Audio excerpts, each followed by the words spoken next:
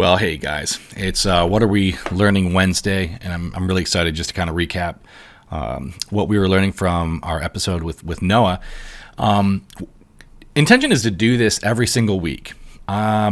This time it's probably not going to land on a Wednesday. It's probably going to land on a Thursday. So it's What We're Learning Thursday.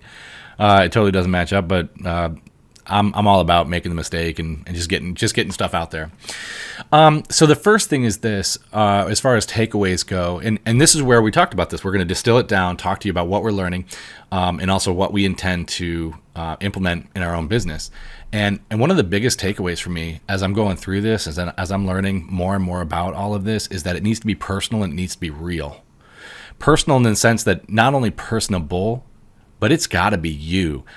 It has to be somebody, not necessarily the business owner. If it's you and there's employees, it's got to be somebody that has a stake in it, though.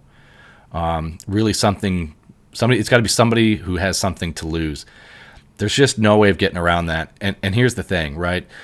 If you are a large corporation, you can have spokespeople because you have the resources to inundate the marketplace with just, you can flood it with media.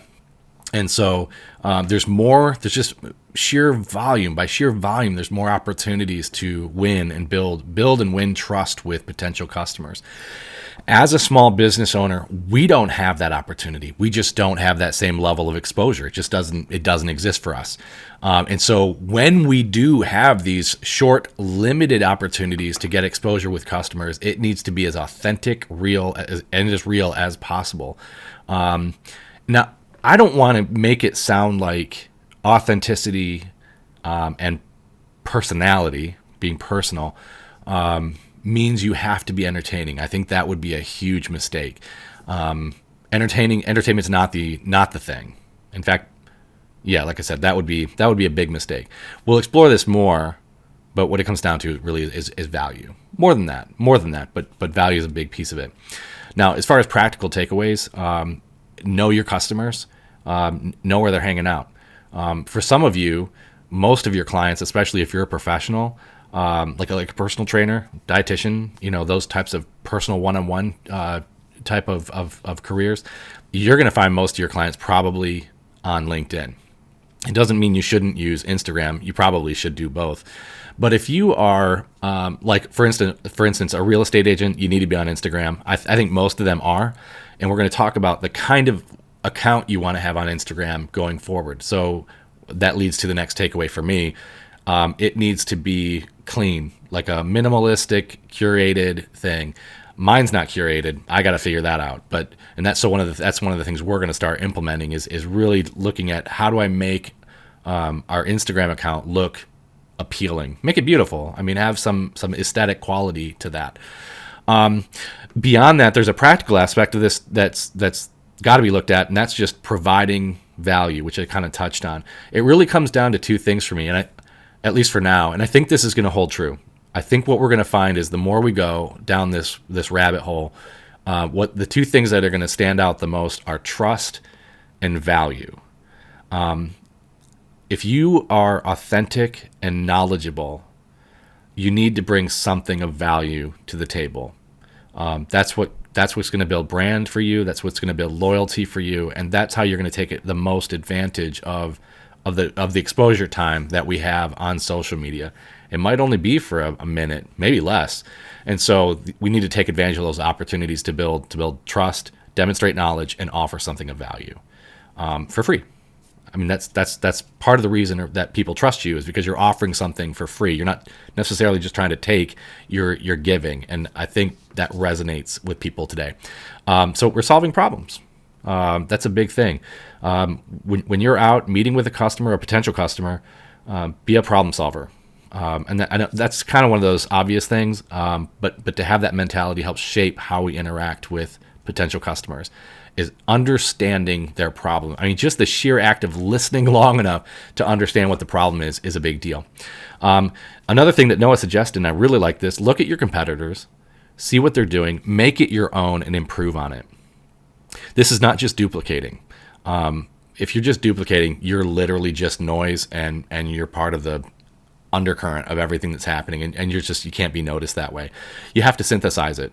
That means you take it in, you look at it and say, that's not necessarily me, but if I did this and I changed some of these things, that would resonate with me, with my audience, how I'm trying to represent myself, and then improve on it, make it a step better. Because I guarantee as you do that, your competitors are going to do the same to you.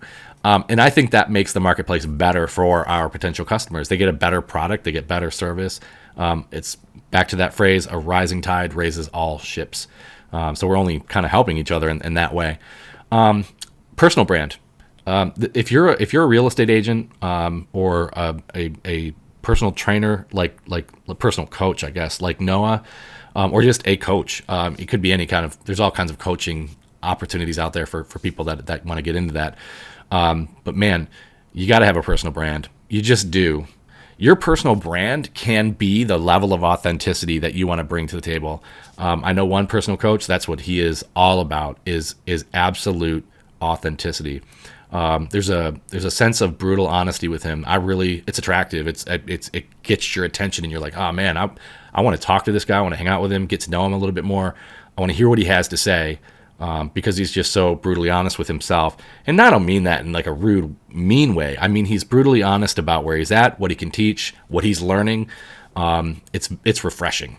And I think most people feel that way. So developing that personal brand. But if that's your personal brand, what I'm trying to get at is that you still have to find a way to promote your personal brand and not think of it like, oh, well, if I promote myself, that's not being authentic. No, that's not true at all. If you're not promoting yourself, what you are doing is a disservice to people who could really use your help, because you're just saying, I don't want them to know who I am. They have to know who you are. You can't help people unless they know where and how to find you. So don't be afraid of that. Embrace the fact that we live in a world of digital communication, and this is maybe how we initially connect. So don't be afraid to use Instagram. Don't be afraid to use LinkedIn and all of those tools and resources so that you can have a voice in the marketplace. If you don't have a voice, then listen, all of the value in the world means nothing, because nobody's ever going to find out about it. It means you wrote a book with all the secrets of success and you buried it in the sand, and nobody's ever going to find it, except maybe Prince Ali Ababa. So for the rest of us, though, you need to get your brand out there so we know who you are and can find you. Anyway, sorry, I kind of went on a rant there. Try not to do that. Leverage your time. Don't be afraid to connect with people and businesses that can do the things you can't do. There are things that you're great at that I would not be great at. But there are things that people are good at that can help us, and it will help us leverage our time. So you can either work on your business or in your business. You really can't do both. Because to do more of one is to sacrifice the other. And you've got to decide which path you're going to go down. So leverage resources that are available to you. Read good books. As we go down through this podcast, we're going to hear from a lot of people that recommend a lot of different books. But I'm going to make a point to ask them, hey, what is the number one book you have ever read? What changed your life? What has changed your perspective on business, on social media, on all of these things? What made the biggest difference? Because I want to know that. And then I want to go read it. And then last, I'm probably going to say this a few more times, but get started. Start. Don't let perfect be the enemy of great. Nothing is ever going to be what you want it to be. I actually have a friend that's a director, and I'll never forget when he said that, like, there comes a point in the editing process when you've just got to let it go. Kind of let this little bird fly the coop and be what it is. You could probably edit something forever. He'll watch it 10 years from now and be like, I should have cut that, or I should have added that. That's just how the nature of what we do, and we're going to do it imperfectly, but don't let that desire for perfection, and excellence is a good thing, but pursuing perfection is a fool's errand. Get your stuff out there, get started, and be an improvement person. All right, that's it. Catch you next time. Looking forward to our next episode next week, which, by the way, just heads up if you're watching this at all and you're following along. Episodes are probably going to start coming out on Wednesdays. It's not for sure, but just keep an ear out for when that transition happens so you're not missing out. Thank you guys. We'll talk again soon.